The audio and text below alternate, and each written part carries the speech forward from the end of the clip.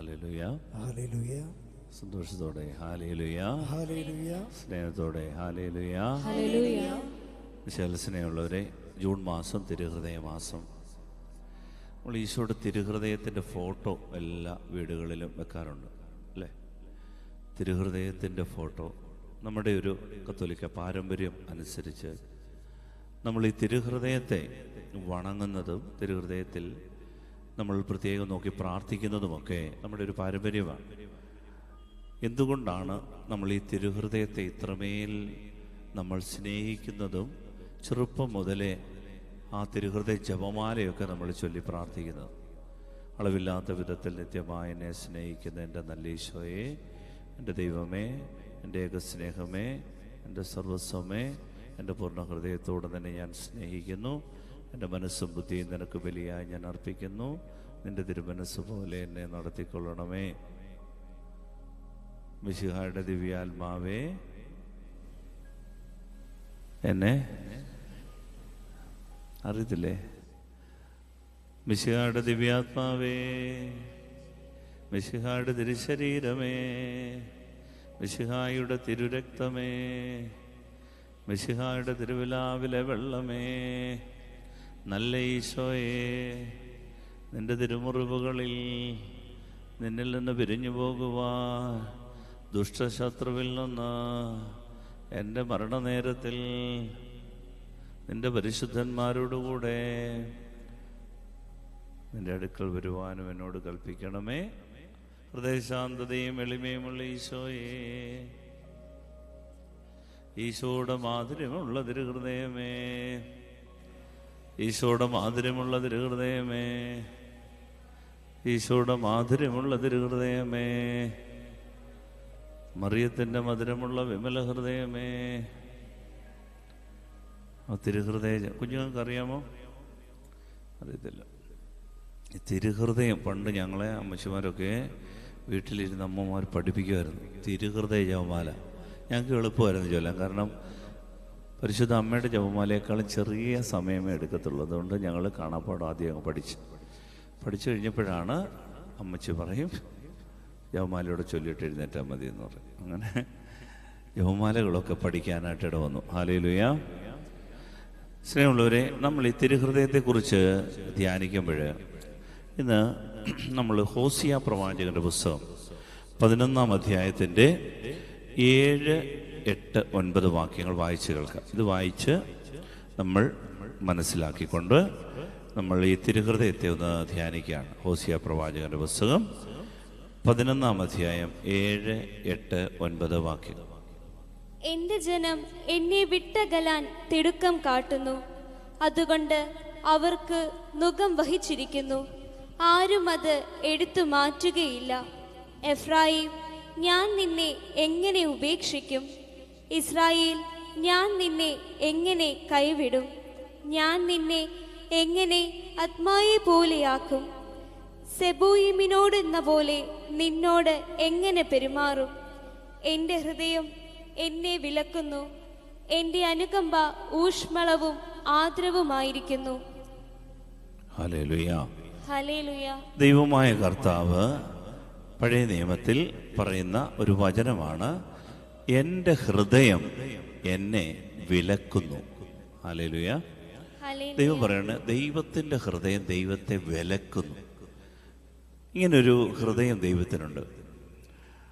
അതായത് എഫ്രായിമിനോടുള്ള സങ്കടമാണ്. ദൈവത്തിന് തിരഞ്ഞെടുക്കപ്പെട്ട ജനം പാപം ചെയ്യുന്നു. പാപം ചെയ്യുമ്പോൾ ദൈവത്തിന് ക്രോധമുണ്ടാകും, കോപമുണ്ടാകും. അപ്പോൾ ചോദിച്ചേക്കാം, ഈ കോപം ഇത് ശരിയായ കോപമാണോ? ആ വചനം ഒന്നുകൂടെ വായിച്ചേ. എഫ്രായിം, ഞാൻ നിന്നെ എങ്ങനെ ഉപേക്ഷിക്കും? ഇസ്രായേൽ, ഞാൻ നിന്നെ എങ്ങനെ കൈവിടും?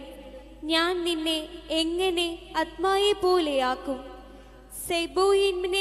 സെബോയിമിനോടെന്ന പോലെ നിന്നോട് എങ്ങനെ പെരുമാറും?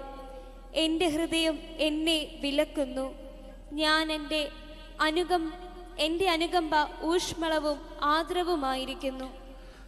യഥാർത്ഥത്തിൽ ഇസ്രായേൽ പാപം ചെയ്യുമ്പോൾ ദൈവം ഇസ്രായേലിനെതിരെ കോപിക്കും.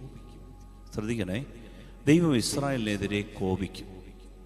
ദൈവം ഇസ്രായേലിനെതിരെ ശക്തമായി ദേഷ്യപ്പെടും, ക്രോധം അങ്ങോട്ട് കത്തും. പക്ഷേ ദൈവം പറയാണ്, എഫ്രൈം അതേ സമയം എൻ്റെ ഹൃദയം എന്നെ തന്നെ അങ്ങ് വിലക്കും.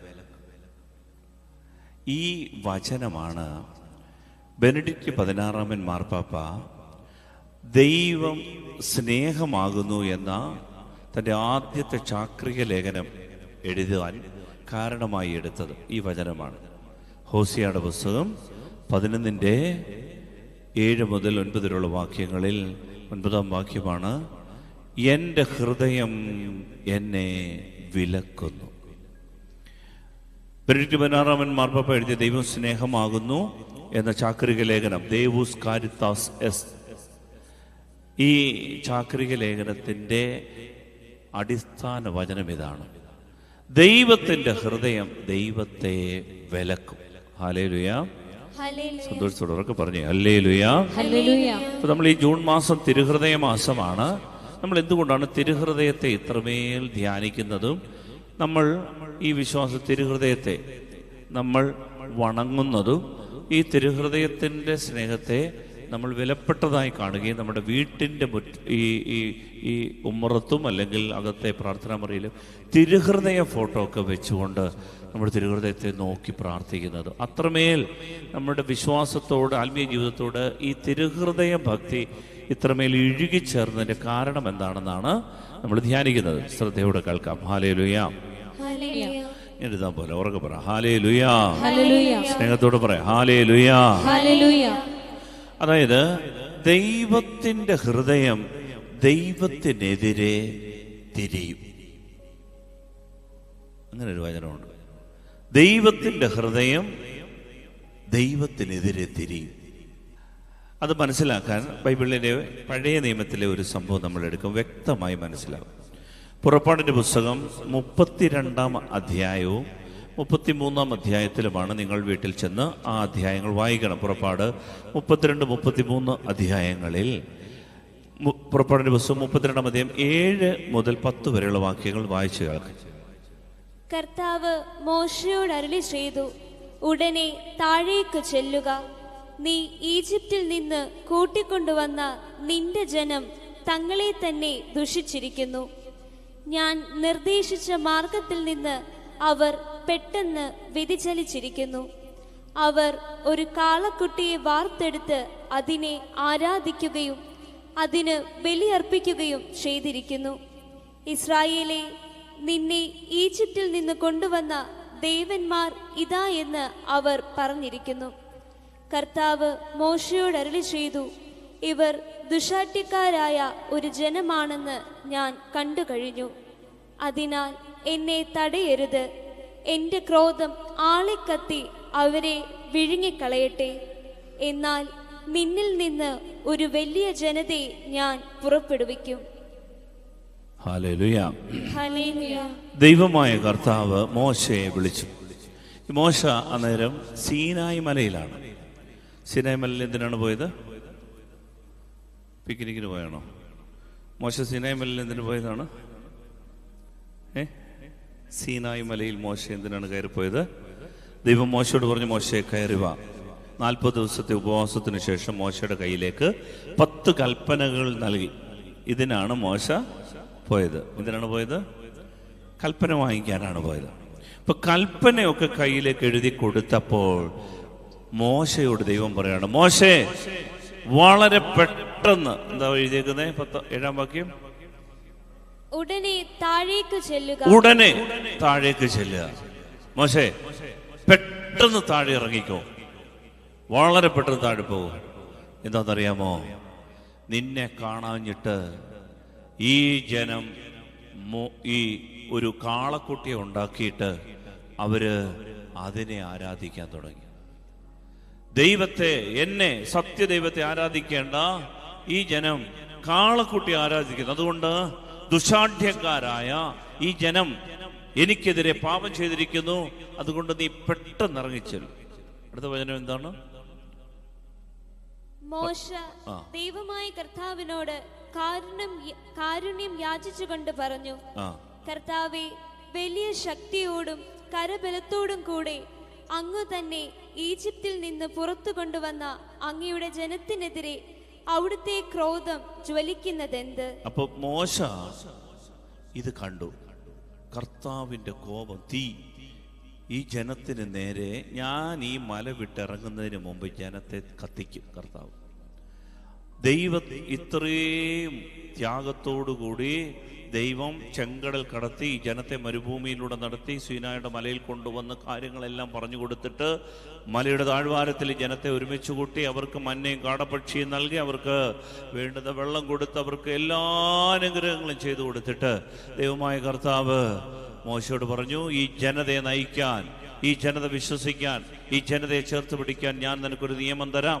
10 കൽപ്പനകൾ അടങ്ങുന്ന നിയമം. അതുകൊണ്ട് ഈ നിയമം നീ ജനത്തെ വായിച്ച് കേൾപ്പിക്കണം, അതിൻ്റെ വ്യാഖ്യാനങ്ങൾ വായിക്കണം.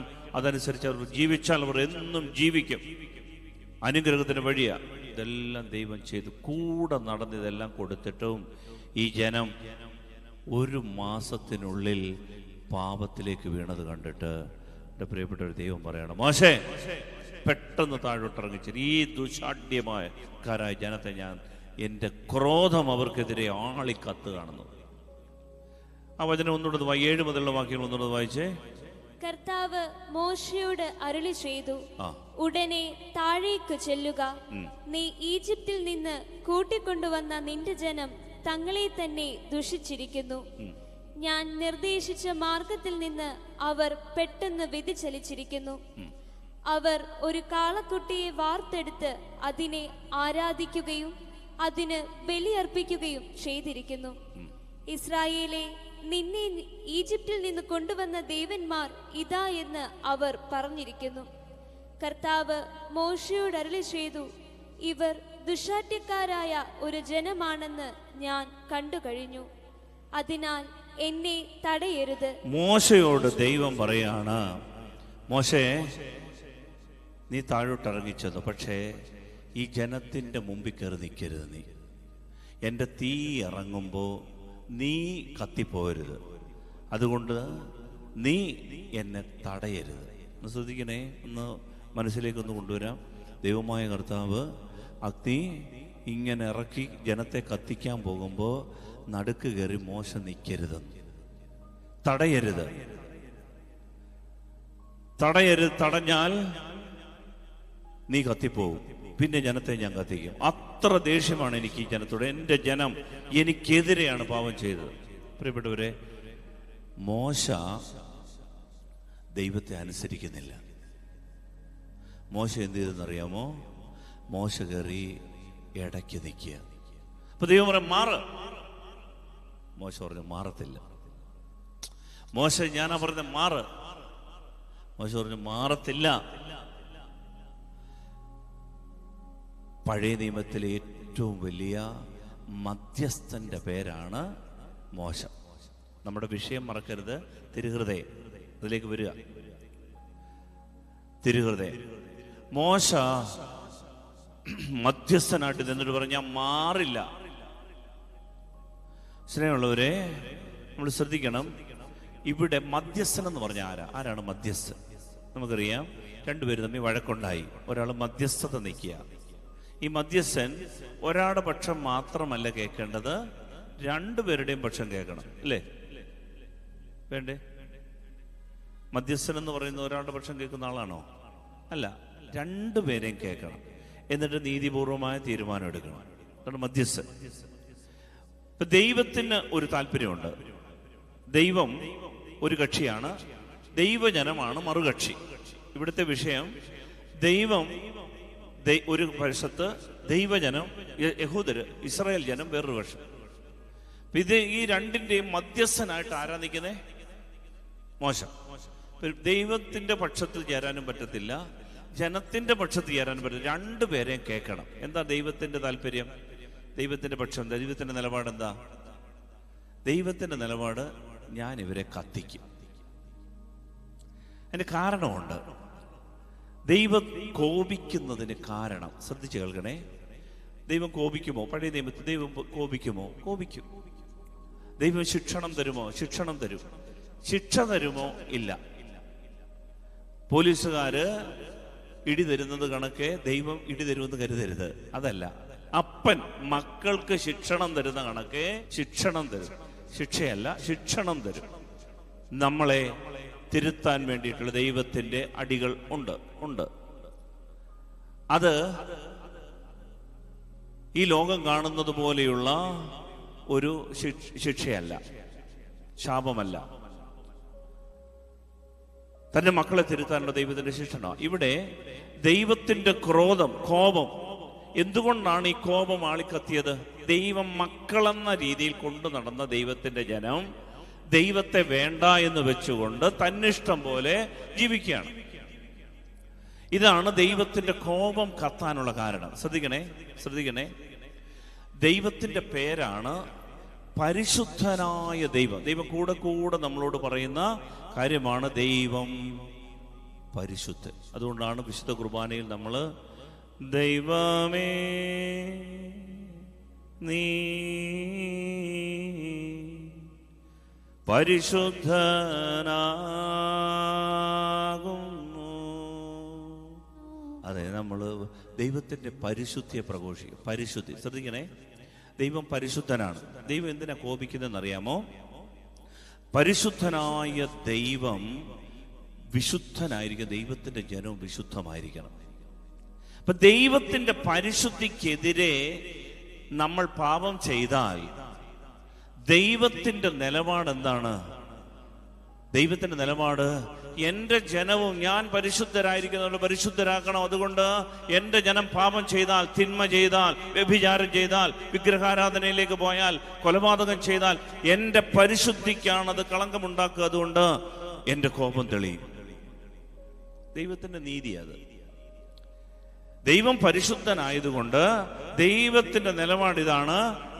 ദൈവം എന്ന കക്ഷി പറയാണ്, ഞാൻ പരിശുദ്ധനാണ്. അതുകൊണ്ട് എന്റെ ജനം പാപം ചെയ്താൽ എന്റെ പരിശുദ്ധിക്കെതിരെ അവർ പാപം ചെയ്യുന്നത്. അതുകൊണ്ട് എന്റെ കോപം സ്വാഭാവികമായിട്ട് ഉണ്ടാവും. എന്റെ ക്രോധം തെളിയും. എന്റെ കോപം പുറപ്പെടും. ദൈവം കോപിക്കുന്നില്ല എന്ന് കരുതുക. ശ്രദ്ധിക്കണേ, വളരെ ശ്രദ്ധിക്കണം. ദൈവം കോപിക്കുന്നില്ല. നമ്മൾ പാപവും ചെയ്യുക. ഇസ്രായേൽ ജനം ഇങ്ങനെ വിഗ്രഹാരാധന ചെയ്ത്, കൊലപാതകം ചെയ്ത്, പിടിച്ചു പറിച്ച്, തന്നിഷ്ടം പോലെ അശുദ്ധിയിലൊക്കെ ജീവിക്കുക. ദൈവം ഒട്ട് കോപിക്കുന്നില്ല എന്ന് വെക്കുക. എന്താ അതിൻ്റെ അർത്ഥം? രണ്ട് കാര്യങ്ങളാണ്. ഒന്ന്, ഈ ദൈവം ചിന്തിക്കുകയാണ്, അവരെങ്ങനെ വേണേലും ജീവിച്ചോട്ടെ, അതുങ്ങൾ തന്നിഷ്ടം പോലെ അങ്ങ് ജീവിച്ചോട്ടെ, എനിക്ക് എന്നാ കുഴപ്പം, ഉപ്പ് തിന്നുന്ന വെള്ളം കുടിക്കും എന്ന് ദൈവം കരുതുകയാണെങ്കിൽ ഈ ദൈവത്തിൻ്റെ പേരാണ് ഇൻഡിഫറൻ്റ് ആയിട്ടുള്ളൊരു ദൈവം, നിസ്സംഗകനായ ഒരു ദൈവം, നമ്മുടെ കാര്യത്തിൽ താല്പര്യമില്ലാത്തൊരു ദൈവം. ഒരു ജനതയെ ഈജിപ്തിന് അടിമത്തത്തിൽ നിന്ന് കൊണ്ടുവന്നിട്ട് അവരെ തിരുത്താതെ, ശിക്ഷണം നൽകാതെ തന്നിഷ്ടം പോലെ വിട്ടാൽ ഈ ദൈവം കഴകത്ത് കെട്ടൊരു ദൈവം, നമ്മുടെ കാര്യത്തിൽ താല്പര്യമില്ലാത്തൊരു ദൈവം എന്നാണ് ഒന്നാമത്തെ പാഠം. ഈ ദൈവം കോപിക്കാതിരുന്നാൽ ദൈവത്തിന് നമ്മുടെ കാര്യത്തിലൊന്നും യാതൊരു താല്പര്യമില്ല. നമ്മുടെ ആത്മാവ് രക്ഷപ്പെടുകയോ രക്ഷപ്പെടാതിരിക്കുകയോ ദൈവത്തിന്റെ കാര്യമേ അല്ല എന്ന് നമ്മൾ വിധി എഴുതേണ്ടി വരും. രണ്ട്, ദൈവം കോപിക്കുന്നില്ലെങ്കിൽ മറ്റൊരർത്ഥം എന്താണെന്നറിയാമോ? ദൈവം തിന്മയോട് സമരസപ്പെടും എന്ന് പറഞ്ഞാൽ, തിന്മ ചെയ്താലും നന്മ ചെയ്താലും ദൈവത്തിനൊരു കുഴപ്പമില്ല. അതിനെന്താ, അവർ തിന്മയൊക്കെ ചെയ്തോട്ടെന്നേ, മനുഷ്യരല്ലേ, പിള്ളേരല്ലേ, പെണ്ണാക്കല്ലേ, കണ്ടാൽ ഇച്ചിരി തിന്നത്തില്ലേ എന്നൊക്കെ പറയുന്ന കണക്കെ അവരെങ്ങനെയൊക്കെ ജീവിച്ചോട്ടെ, ഇച്ചിരി പാവങ്ങളെ, ഇച്ചിരി തിന്മയൊക്കെ ചെയ്തോട്ടെ. ദൈവം പാപത്തോട് സമരസപ്പെട്ടാൽ, പ്രിയപ്പെട്ട ദൈവമക്കളെ ശ്രദ്ധിക്കണേ, പിന്നെ പിശാചും ദൈവം തമ്മിൽ എന്താ വ്യത്യാസം?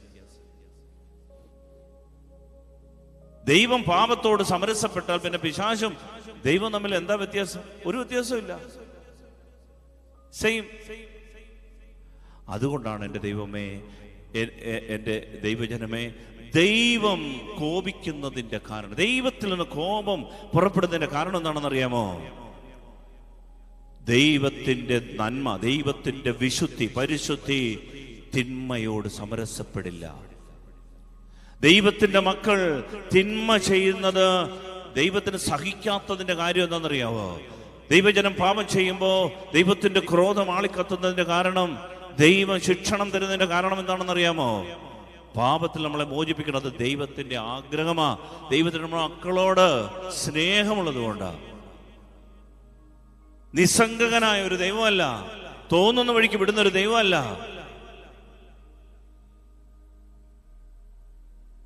ഇപ്പൊ ദൈവത്തിന്റെ നിലപാട് മോശയ്ക്ക് മനസ്സിലായി. ദൈവത്തിന്റെ കോപം കത്തും. കാരണം ജനം കാളക്കുട്ടിയെ ഉണ്ടാക്കും, ജനം ദൈവത്തെ വിട്ടു. വിഗ്രഹാരാധന അവർക്ക് ഇഷ്ടമാണ്. വിഗ്രഹാരാധനയുടെ കൂടെ ജഡികമായിട്ടുള്ള എല്ലാ ഫലഭൂഷിതരുടെ ദേവന്മാരെ പ്രീതിപ്പെടുത്തുവാൻ ആരുടെ കൂടെയും ഇണ ചേർന്ന് ആരുടെ കൂടെയും ഇങ്ങനെ ജീവിക്കാം. ഈ ദുഷിച്ച അവസ്ഥ കണ്ടിട്ട് ദൈവത്തിന്റെ കോപം ഇങ്ങനെ കത്തിയപ്പോ മോശയ്ക്ക് മനസ്സിലായി, ഇത് കത്തിയില്ലേലേ ദൈവം ദൈവം അല്ലാതാകത്തുള്ളൂ. ദൈവമാണോ ഈ കോപം ഉണ്ടാവും? ഹല്ലേലൂയ. മനസ്സിലായവർ പറ ഹല്ലേലൂയ. പ്രിയപ്പെട്ടവരെ, മോശയ്ക്ക് മനസ്സിലായി ദൈവത്തിന്റെ ക്രോധം തിന്മയ്ക്കെതിരെയുള്ള ദൈവത്തിന്റെ നിലപാടാണ്. പരിശുദ്ധിക്കെതിരെ നിൽക്കുന്ന ജനത്തിന്റെ മേലുള്ള ശിക്ഷണ നടപടിയാണ് ദൈവത്തിന്റെ കോപം. ഇത് മോശയ്ക്ക് മനസ്സിലായി. അപ്പൊ മോശ ആരാണ്? മധ്യസ്ഥൻ. അപ്പൊ മോശയ്ക്ക് ദൈവത്തിന്റെ നിലപാട് മനസ്സിലായി. അതേപോലെ തന്നെയാണ് മോശയ്ക്ക് ഈ ജനത്തിന്റെ നിലപാടും പ്രധാനമാണ്. ജനത്തിന്റെ നിലപാടും പ്രധാനമാണ്. ദൈവം മോശ ജനത്തോട് സമരസപ്പെടാതിരിക്കാൻ പറ്റില്ല. ജനത്തിന്റെ നിലപാട് കേൾക്കാതിരിക്കാൻ പറ്റില്ല. കാരണം ശരിയാ, പാപം ചെയ്തു പോയി. പക്ഷേ ദൈവത്തിന്റെ ഈ കോപം ജനത്തിന് താങ്ങാൻ പറ്റില്ല. അതുകൊണ്ടാണ് മോശ ഇടയ്ക്ക് കയറി നിൽക്കുന്നത്. ഇത് കത്തിയ ജനം തീർന്നു പോകും. ജനത്തിന് വേണ്ടത്, ജനത്തിന്റെ താല്പര്യം പാപമോചനമാണ്. ജനത്തിന് വേണ്ടത് ക്ഷമയാ. ജനത്തിന് വേണ്ടത് കരുണയാ. പാപം ചെയ്ത ജനത്തിന് വേണ്ടത് ദയ. ജനത്തിന്റെ താല്പര്യം ദൈവം ക്ഷമിക്കണമെന്നാ. നോക്കണേ, ഈ മധ്യസ്ഥൻ ഈ ജനത്തിന്റെ ദൈവത്തിന്റെ ഇടയിൽ കിടന്ന് ഞെരുങ്ങാണ്. മോശ അതുകൊണ്ടാണ് പറഞ്ഞത്, ദൈവമേ ദൈവമേ പ്ലീസ് പ്ലീസ്. എന്നിട്ട് മോശ 3 കാര്യങ്ങൾ ദൈവത്തോട് പറയുന്നുണ്ട്. ദൈവത്തോട് പറയാണ്, ഈ ജനത്തോട് കരുണ കാണിക്കണം. അതുകൊണ്ട് 3 ന്യായീകരണം മോശ ദൈവത്തോട് പറയാണ്, ദൈവമേ ഈ ജനത്തെ നീ ശിക്ഷിച്ചാൽ, ഈ ജനത്തെ നീ കത്തിച്ചാൽ. നമ്മൾ 32 പുറപ്പാടിന്റെ പുസ്തകം 32 അധ്യായത്തിൽ വായിക്കണം. 3 കാര്യങ്ങൾ മോശ കെഞ്ചുക, ദൈവത്തോട് നിന്ന് കെഞ്ചി പറയാണ്, ദൈവമേ നീതിയാണ് ശരി, നീയാണ് നീതി. നിന്റെ പരിശുദ്ധിക്ക് എതിരെ നിൽക്കുന്നതുകൊണ്ട് നിന്റെ കോപം പുറപ്പെട്ടേ പറ്റൂ. പക്ഷേ നീ അങ്ങനെ കത്തിച്ചാൽ, ഈ ജനത്തെ ശിക്ഷിച്ച, ഒന്ന്, ഈ ഈജിപ്തിൽ നിന്ന് നീ മോചിപ്പിച്ചു കൊണ്ടുവന്ന ജനമായത്, അടിമത്തത്തിൽ നിന്ന് ആരാധിക്കാൻ നീ കൊണ്ടുവന്ന ജനമാ. ഈജിപ്തുകാര് ഇത് കണ്ടിട്ട് പറയും, ഈ ജനത്തെ നീ കത്തിച്ചത് കണ്ടിട്ട് പറയും, ഈ ജനത്തെ ശിക്ഷിച്ച് ദുരിതപ്പെട്ട് ഇതുങ്ങൾ ഇവിടെ കിടന്നും പെടുമരണത്തിൽ ദുർമരണത്തിൽ ചാകുന്നത് കണ്ടിട്ട് ഈജിപ്തുകാർ എന്ത് പറയുന്നറിയാമോ? ഈജിപ്തുകാർ നിന്നെ കുറ്റം പറയും. അവര് പറയും, ദുർബലനായ ഒരു ദൈവം,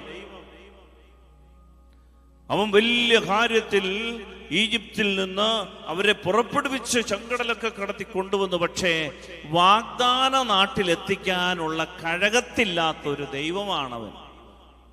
അതുകൊണ്ട് മോശ പറഞ്ഞു, ദൈവമേ അവര് നിന്നെയല്ലേ കുറ്റപ്പെടുത്തുന്നത്? ഈ വാഗ്ദാന നാട്ടിൽ എത്തിക്കാൻ പറ്റാത്ത കഴകത്തില്ലാത്തൊരു ദൈവമാണ് നീ എന്ന് അവർ നിന്നെ കുറ്റപ്പെടുത്തും. അവിടെ ദൈവത്തോട് മോശ പറഞ്ഞു, പ്ലീസ് കത്തിക്കല്ല്, ശിക്ഷിക്കല്ല്. 2, വീണ്ടും ആവർത്തി, നിങ്ങളത് വായിച്ചാൽ മതി ആ അധ്യായം. മരുഭൂമിയിൽ വെച്ച് ഈ ജനം മരിക്കാനിടയാക്കിയാൽ ഈ ജനം ഈ ഈജിപ്തിലെ ഫറവോയുടെ ജനം എന്തു പറയുന്നറിയാമോ? അവര് പറയും, നിനക്കൊരു തെറ്റായ ഉദ്ദേശമുണ്ടായിരുന്നുവെന്ന്. ഈജിപ്തിൽ നിന്ന് ഈ ജനത്തെ കൊണ്ടുവന്നത് വാഗ്ദത്ത നാടൊക്കെ പറഞ്ഞ് നീ കൊണ്ടുവന്നതാ. പക്ഷേ നിനക്ക് ഈ ജനത്തോട് ഒരു തെറ്റായ ഉദ്ദേശമുണ്ടായിരുന്നു. അതുകൊണ്ടാണ് നീ അവരെ ക്രൂരനായ ഒരു ദൈവമാണെന്ന് പറഞ്ഞ് നിന്നെ അവർ വിധി എഴുതും. ചരിത്രത്തിൽ ഇങ്ങനൊരു ദൈവമില്ല. യാഹോവേ ഏറ്റവും ക്രൂരനായ, പറ്റിക്കുന്ന, വഞ്ചിക്കുന്ന ഒരു ദൈവമാണെന്ന് നിന്നെ കുറിച്ച് അവർ പറയും. അതുകൊണ്ട് ദൈവമേ പ്ലീസ് ജനത്തെ കൊല്ലരുത്. മൂന്നാമത് മോശ പറയാണ്,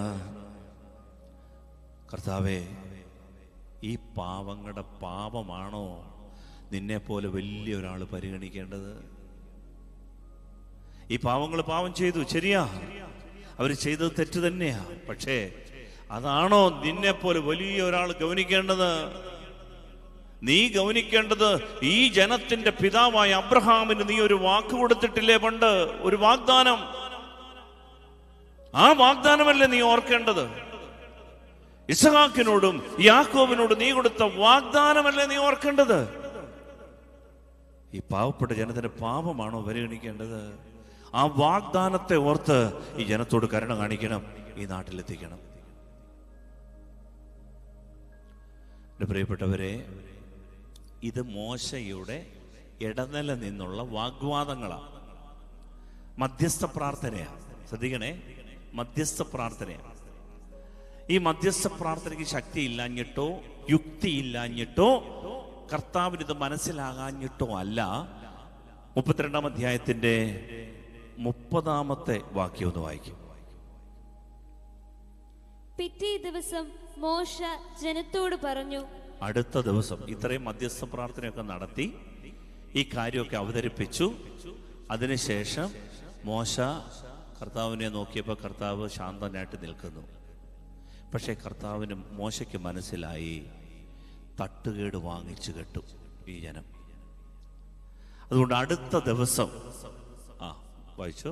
പിറ്റേ ദിവസം മോശ ജനത്തോട് പറഞ്ഞു, നിങ്ങൾ കഠിന പാപം ചെയ്തിരിക്കുന്നു. മോശ ഉള്ള കാര്യം ജനത്തോട് പറഞ്ഞു. ഞാൻ ഒരു കണക്കിന് പറഞ്ഞ് കർത്താവിനെ ഒന്ന് ശാന്തതപ്പെടുത്തി, പക്ഷേ കോപം ഇപ്പോഴും ഉണ്ട്. അടുത്ത വചനം, ഞാനിപ്പോൾ കർത്താവിന്റെ അടുക്കലേക്ക് കയറി ചെല്ലാം. നിങ്ങളുടെ പാപത്തിന് പരിഹാരം ചെയ്യാൻ എനിക്ക് കഴിഞ്ഞേക്കും. മോശ പറയുകയാണ്, ശ്രദ്ധിച്ചു കേൾക്കണേ പ്രിയപ്പെട്ട ദൈവമക്കളെ, നമ്മുടെ വിഷയം തിരുഹൃദയമാണ്. തിരുഹൃദയം. മോശ പറഞ്ഞു, ഞാൻ ഒന്നുകൂടെ കർത്താവിന്റെ അടുത്തേക്ക് കയറി പോകാൻ പോവാ.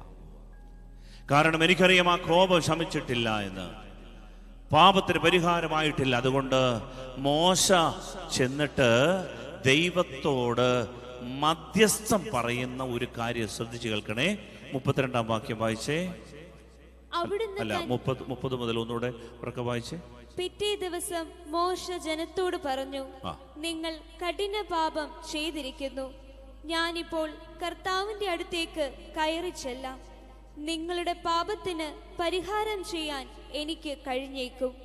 മോശ കർത്താവിന്റെ അടുക്കൽ തിരിച്ചു ചെന്ന് പറഞ്ഞു, ഈ ജനം ഒരു വലിയ പാപം ചെയ്തു പോയി. അവർ തങ്ങൾക്കായി സ്വർണം കൊണ്ട് ദേവന്മാരെ നിർമ്മിച്ചു. അവിടുന്ന് കനിഞ്ഞ് അവരുടെ പാപം ക്ഷമിക്കണം. അല്ലെങ്കിൽ അവിടുന്ന് എഴുതിയിട്ടുള്ള പുസ്തകത്തിൽ നിന്ന് എന്റെ പേര് മായ്ച്ചു കളഞ്ഞാലും. അവിടുന്ന് 32-ാം വാക്യം, അവിടുന്ന് കനിഞ്ഞ് അവരുടെ പാപം ക്ഷമിക്കണം. അല്ലെങ്കിൽ അവിടുന്ന് എഴുതിയിട്ടുള്ള പുസ്തകത്തിൽ നിന്ന് എന്റെ പേര് മായ്ച്ചു കളഞ്ഞാലും. Hallelujah, hallelujah, hallelujah, hallelujah. സ്നേഹമുള്ളവരെ, മോശ പിന്നെ കയറി ചെന്നു ദൈവത്തിന്റെ ഈ മധ്യസ്ഥനായ മോശ ചെന്നിട്ട് പറയുന്നൊരു കാര്യമാണ്, ദൈവമേ,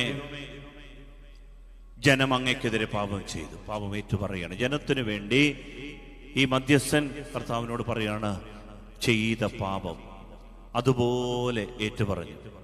ഏറ്റുപറയാത്ത പാപം വേട്ടയാടുമെന്നറിയാവുന്ന മോശ ഈ ജനത്തിന്റെ പാപം ഏറ്റുപറഞ്ഞു. ഏറ്റുപറഞ്ഞിട്ട് തെറ്റുകൾ മറച്ചു വെക്കുന്നവൻ ഐശ്വര്യമുണ്ടാവുകയില്ല, അത് ഏറ്റുപറയുന്നവന് കരുണ ലഭിക്കുമെന്ന് സുഭാഷിതങ്ങളുടെ പുസ്തകത്തിൽ പറയുന്നുണ്ട്. ഏറ്റുപറയാത്ത പാപം ഇങ്ങനെ കോപത്തിന് വിധേയമായി കിടക്കും. ഇതറിയാവുന്ന മോശ എന്നിട്ട് അതേ പാപം ഏറ്റുപറഞ്ഞു. കർത്താവേ, ജനം അങ്ങയ്ക്കെതിരായി ദേവന്മാരെ ഉണ്ടാക്കിയിരിക്കുന്നു, വിഗ്രഹങ്ങൾ ഉണ്ടാക്കിയിരിക്കുന്നു. അതാണ് ഏറ്റുപറയുന്നത്. ഏറ്റുപറഞ്ഞിട്ടും ശ്രദ്ധിക്കണേ, ഏറ്റുപറഞ്ഞിട്ടും പഴയ നിയമത്തിൽ ദൈവം കർത്താവിൻ്റെ കോപം ജ്വലിച്ചു നിൽക്കുന്നത് കണ്ടിട്ട് മോശ, ശ്രദ്ധിക്കണേ, മോശ ദൈവത്തോട് പറയുന്ന വചനമാണ് 32-ാമത്തെ വാക്യം. പുറപ്പാടിന്റെ പുസ്തകം 32-ാം അധ്യായം 32-ാം തിരുവചനം ഏറ്റവും പ്രധാനപ്പെട്ട ഒരു വചനമാണ്. വായിക്കാം. അവിടുന്ന് കനിഞ്ഞ് അവരുടെ പാപം ക്ഷമിക്കണം, അല്ലെങ്കിൽ അവിടുന്ന് എഴുതിയിട്ടുള്ള പുസ്തകത്തിൽ നിന്ന് എന്റെ പേര് മായിച്ചു കളഞ്ഞാലും. മോശ പറയുകയാണ്, കർത്താവേ, ഇതാ ഞാൻ മധ്യസ്ഥനായ ഞങ്ങളുടെ മുമ്പിൽ നിൽക്കുകയാണ്. ഈ ജനത്തിന്റെ പാപം നീ മായിച്ചു കളയണം. ജനത്തിന്റെ താല്പര്യം പാപക്ഷമയാണ്, ദയയാണ്, കരുണയാണ്, മോചനമാണ്. ഇതവർക്ക് നീ കൊടുക്കുന്നില്ലെങ്കിൽ എന്നേക്കുമായി ജനം ഇല്ലാതാവുകയാണ്. അതുകൊണ്ട് ഈ ജനത്തിന്റെ പാപം നീ മായിച്ചു കളയണം. ഇല്ലെങ്കിൽ, ശ്രദ്ധിക്കണേ, ഇല്ലെങ്കിൽ നീ എൻ്റെ പേര് ജീവന്റെ പുസ്തകത്തിൽ, ജീവന്റെ പുസ്തകത്തിൽ എഴുതിയിട്ടുണ്ടെങ്കിൽ എൻ്റെ പേര് നീ മായിച്ചു കളയണം. ഒന്നുകിൽ ജനത്തിന്റെ പാപം മായ്ക്കണം, അല്ലെങ്കിൽ എൻ്റെ പേരിനി ജീവന്റെ പുസ്തകത്തിൽ വേണ്ട. Blot out their sins, otherwise blot out my name from your book of life. ജീവന്റെ പുസ്തകത്തിൽ നിന്ന് എൻ്റെ പേര് മായ്ച്ചു കളഞ്ഞേക്കും. സ്നേഹമുള്ളവരെ, മോശ ദൈവത്തോട് പറഞ്ഞത്, എൻ്റെ പേര് എൻ്റെ ജനമില്ലാത്തടത്ത് എനിക്കും ജീവിക്കേണ്ട. എൻ്റെ ജനം നിത്യതയിലെത്തിയില്ലെങ്കിൽ എനിക്കും അവിടെ എത്തണ്ട. പ്രിയപ്പെട്ടവരെ, ദൈവം എന്ത് ചെയ്തെന്നറിയാമോ? ദൈവത്തിന്റെ കോപം ശാന്തമായ. അടുത്ത വചനം. അപ്പോൾ കർത്താവ് മോശയോട് പറഞ്ഞു, എനിക്കെതിരായി പാപം ചെയ്തവനെയാണ് എന്റെ പുസ്തകത്തിൽ നിന്നും ഞാൻ തുടച്ചു നീക്കുക. അതായത് എനിക്കെതിരെ പാപം ചെയ്തവനെയാണ് എന്റെ പുസ്തകത്തിൽ നിന്ന് ഞാൻ തുടച്ചു നീക്കുക. പക്ഷേ നീ എനിക്ക് വേണ്ടി, ഈ ജനത്തിന് വേണ്ടി ഇടിവിൽ നിന്നുകൊണ്ട് ഈ പാപം എൻ്റെ മേൽ ചുമത്തിക്കൊള്ളുക എന്നാണ് പറഞ്ഞത്. പ്രിയപ്പെട്ടവരെ, ഓരോ തവണ ഇസ്രായേൽ ജനം പാപം ചെയ്യുമ്പോഴും മോശ വന്നിട്ട് അവർക്കെതിരെ മധ്യത്തിൽ നിന്നുകൊണ്ട് ദൈവത്തോട് പറയും, കർത്താവേ, ജനത്തോട് കരുണ കാണിക്കണമേ, നീ അവരോട് ക്ഷമിക്കുന്നില്ലെങ്കിൽ ജീവന്റെ പുസ്തകത്തിൽ നിന്ന് എൻ്റെ പേര് മായ്ച്ചോ. ദൈവം എന്ത് ചെയ്തെന്നറിയാമോ? ഓരോ തവണയും ഈ ജനത്തിന്റെ പാപം മോശയുടെ തലയിൽ ചുമത്തി. അങ്ങനെ മോശ ഒരു പാപക്കൂമ്പാരമായി മാറി. ശ്രദ്ധിച്ചു കേൾക്കണം. മോശയുടെ ചുമലിൽ കയറ്റി വെച്ച പാപം വളർന്ന് മോശ ഒരു പാപ കൂമ്പാരമായപ്പോ എന്താ സംഭവിച്ചെന്നറിയാവോ? മോശ വാഗ്ദാന നാട്ടിൽ പ്രവേശിക്കാൻ ഇടവന്നില്ല. മോശ പട്ടണത്തിന് പുറത്തു വെച്ച് അടക്കം ചെയ്യപ്പെട്ടു, മരിച്ചു. ഇത്രയും ജനത്തെ 40 വർഷം മരുഭൂമിയിലൂടെ നടത്തിക്കൊണ്ടുവന്ന മോശയ്ക്ക് ഈ സ്വർഗനാട്, ജീവന്റെ നാട് കാണാൻ പറ്റിയില്ല. മോശയുടെ ശവശരീരം എവിടെയാണ് അടക്കം ചെയ്തത് പോലും ഇസ്രായേൽക്കാർക്ക് അറിയാൻ പറ്റാതായി. മോശ ഈ ജോർദാൻ നദിക്ക് ഇക്കരെ വെച്ച് നേബോ പർവ്വതത്തിൽ എവിടെയോ വെച്ച് മരിച്ചു. മോശയോട് പറഞ്ഞു, വേണമെങ്കിൽ നീ അവിടെ നിന്നുകൊണ്ട് ഈ 12 ഗോത്രങ്ങൾക്ക് ഞാൻ അവകാശമായി കൊടുക്കാൻ പോകുന്ന ദേശം, വാഗ്ദത്ത നാട്, നീ വേണമെങ്കിൽ ഒന്ന് നോക്കിക്കണ്ടോ. പക്ഷേ നിനക്കൊരിക്കലും ഈ നാട്ടിൽ പ്രവേശിക്കാൻ പറ്റില്ല. പ്രിയപ്പെട്ടവരെ, ഇതാണ് ജനത്തിന്റെ പാപം ആരുടെ മേൽ ചുമത്തപ്പെടുന്നു അവന്റെ അവസ്ഥ. വരുതി പറഞ്ഞേ ഹല്ലേലൂയ, സ്നേഹത്തോടെ ഹല്ലേലൂയ, ഹല്ലേലൂയ. ഇത് മനസ്സിലാക്കാൻ പുതിയ നിയമത്തിൽ 2 കൊറിന്തോസ് 5:21. കൊറിന്തോസിലെ സഭയ്ക്ക് എഴുതിയ 2-ാം ലേഖനം 5-ാം അധ്യായം 21-ാം വാക്യം.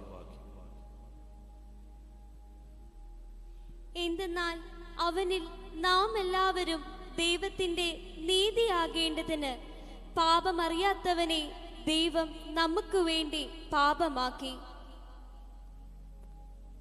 ഒന്നുകൂടെ വായിച്ച്.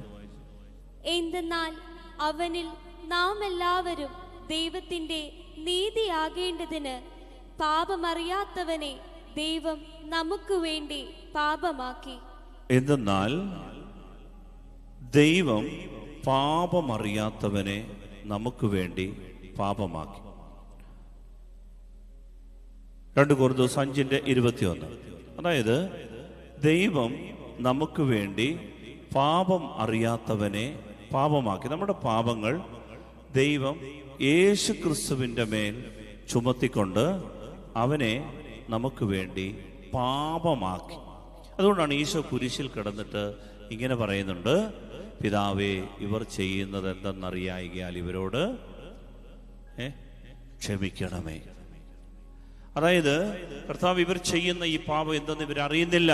ഈ പാപം ദൈവം എന്ത് ചെയ്തു? യേശുവിൻ്റെ മേൽ ചുമത്തി. അങ്ങനെയാണ് അവൻ പട്ടണത്തിന് പുറത്ത് ഗോകുൽത്താഴ് ദർഗയിൽ, തലയോടിടമെന്ന അർത്ഥമുള്ള ഗോകുൽത്താഴ് ദർഗയിൽ കുരിശിൽ തറയ്ക്കപ്പെടുന്നത്. ദൈവം ഈ ലോകത്തിന്റെ പാപം മുഴുവനും അവന്റെ മേൽ ചുമത്തി. പ്രിയപ്പെട്ടവരെ, അങ്ങനെ കുമ്പസാരക്കൂട്ടിൽ, അതുകൊണ്ടാണ് നമ്മൾ പാപം അവനോട് ഏറ്റു പറയുമ്പോൾ, ഈ പാപം അവനോട് ഏറ്റ് പറയുമ്പോൾ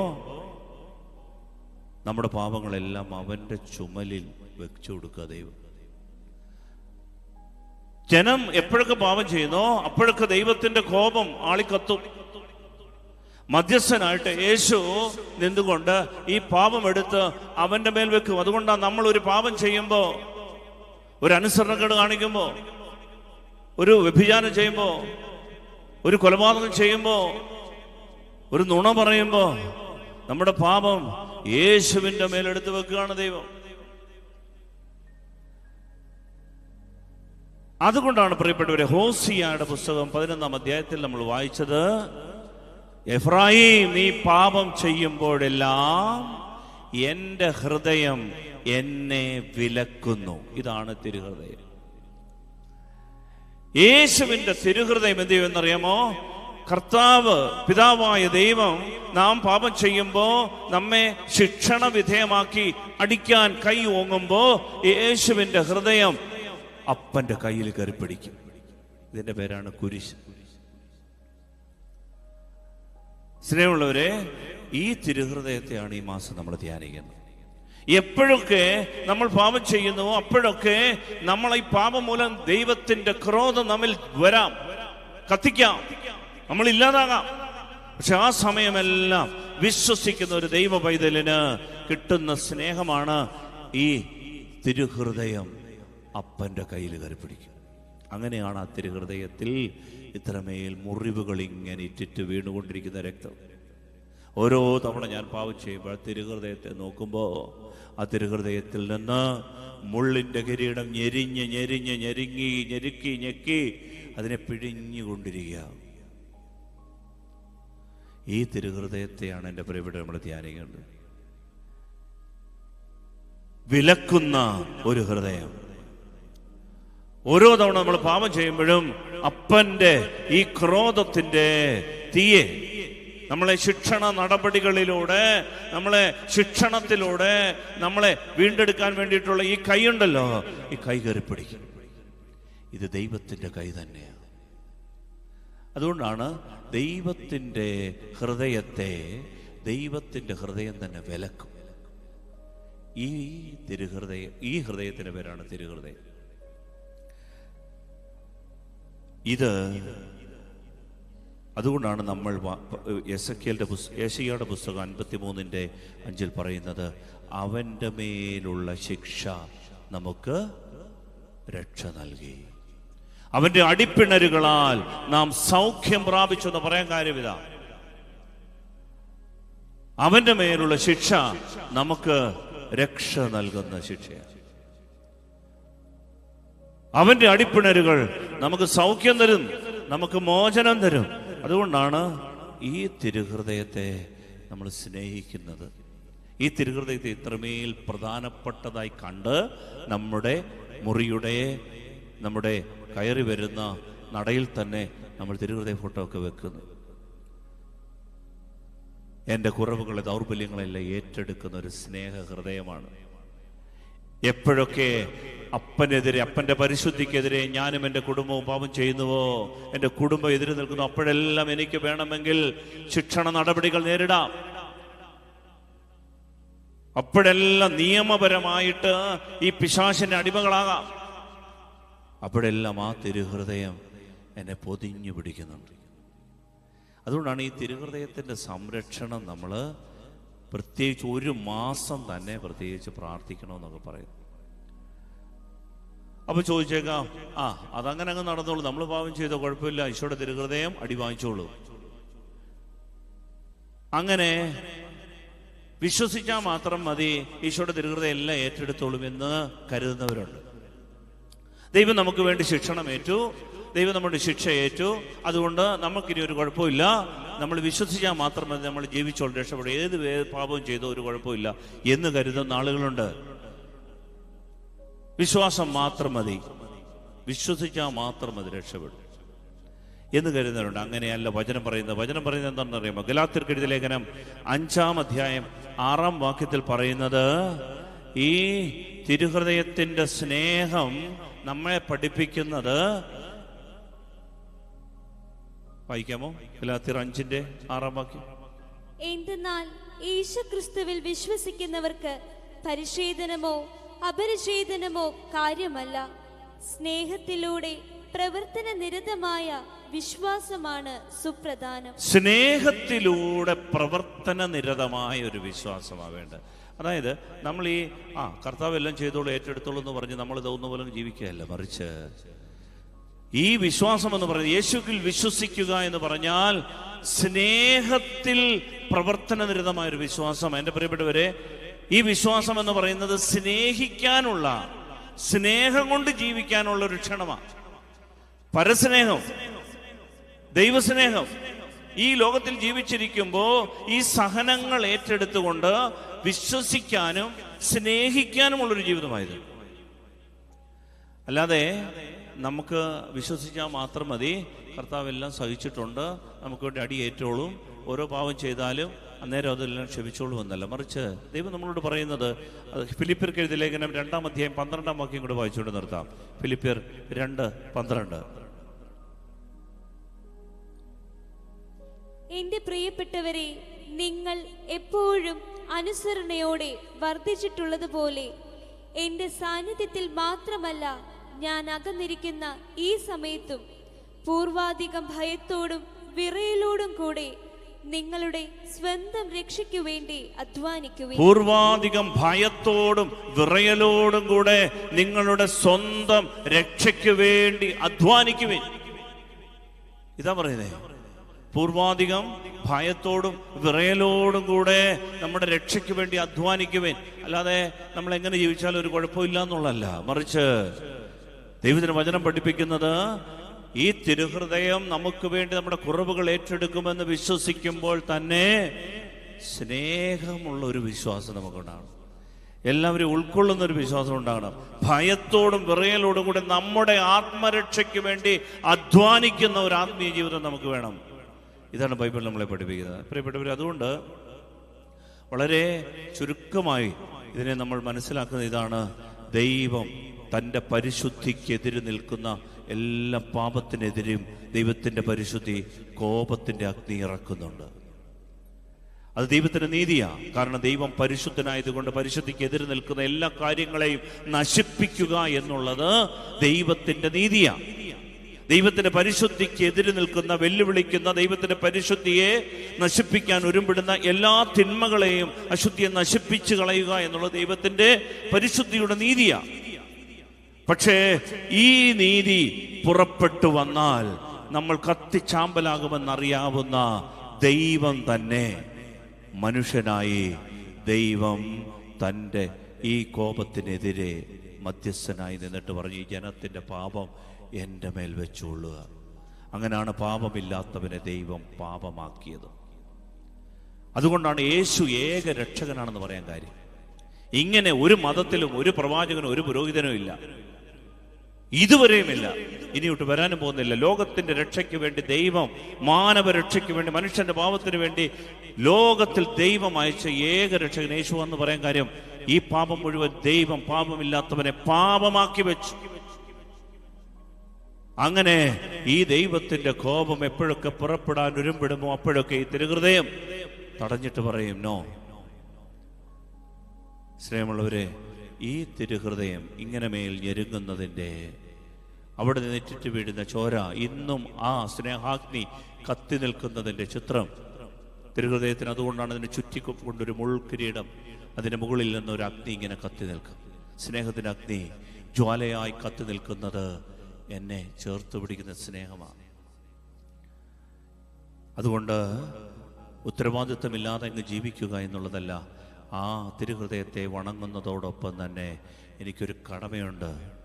ഈ സ്നേഹം ഉൾക്കൊണ്ടുകൊണ്ട് സ്നേഹത്തിൽ നിറഞ്ഞൊരു ജീവിതം നയിക്കാൻ, പ്രവർത്തന നിരതമായൊരു വിശ്വാസം, സ്നേഹത്തിൽ പ്രവർത്തന നിരതമായൊരു വിശ്വാസം എനിക്കുണ്ടാകണം. അതിന് ഈശോ നമ്മളെ സഹായിക്കട്ടെ. നമുക്ക് എഴുന്നേറ്റ് നിന്നുകൊണ്ട് നമുക്ക് ആശീർവാദത്തിന്